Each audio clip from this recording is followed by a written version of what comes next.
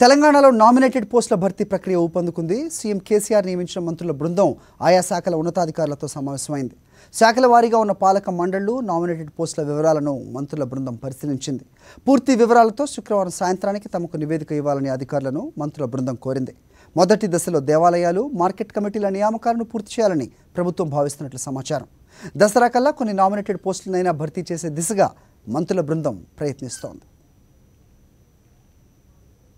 తెలంగాణలో నామినేటెడ్ పోస్టుల భర్తీ ప్రక్రియ మరింత సమాచారాన్ని మా కరెస్పాండెంట్ సతీష్ అందిస్తారు.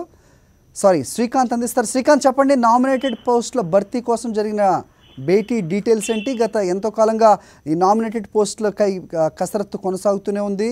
ఇటు దసరా కూడా సమీపిస్తోంది. మరోవైపు ఈ భర్తీ కోసం జరిగిన భేటీ ఏం చెప్తారు?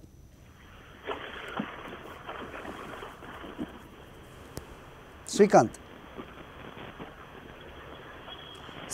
can you hear me?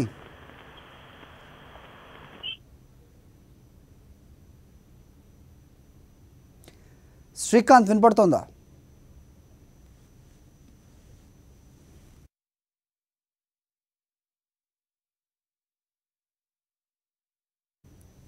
Srikanth, nominated పోస్టులపై కసరత్తు సాగుతోందన్నట్టు తెలుస్తోంది.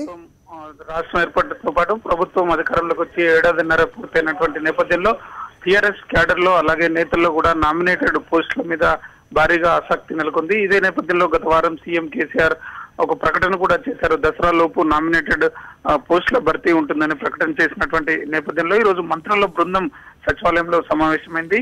డిప్యూటీ సీఎం కడియం శ్రీహరితో పాటు మరో 4 మంత్రులు ఈ సమావేశానికి హాజరయ్యారు. ఆయా శాఖల్లో ఉన్నటువంటి నామినేటెడ్ పోస్టుల వివరాల గురించి ఆ శాఖల ఉన్నతాధికారులతో ప్రధానంగా ఈ రోజు చర్చ జరిగింది. ఏ శాఖల్లో ఎన్ని పాలక మండళ్లు ఉన్నాయి, అలాగే వాటిని నియమిస్తే ఎంతమంది ఎన్ని పోస్టులు క్రియేట్ అయ్యే అవకాశం ఉందనే దానిపై ప్రధానంగా మంత్రుల బృందం ఆరా తీసింది. దీనికి సంబంధించి వ్యవసాయ శాఖలో అంటే మార్కెట్ కమిటీ చైర్మన్లు, అలాగే దేవాదాయ శాఖకు సంబంధించి దేవాదాయ పాలక మండళ్లను మొదటి దశలో పూర్తి చేయాలని ప్రభుత్వం భావిస్తున్నట్టు తెలుస్తుంది.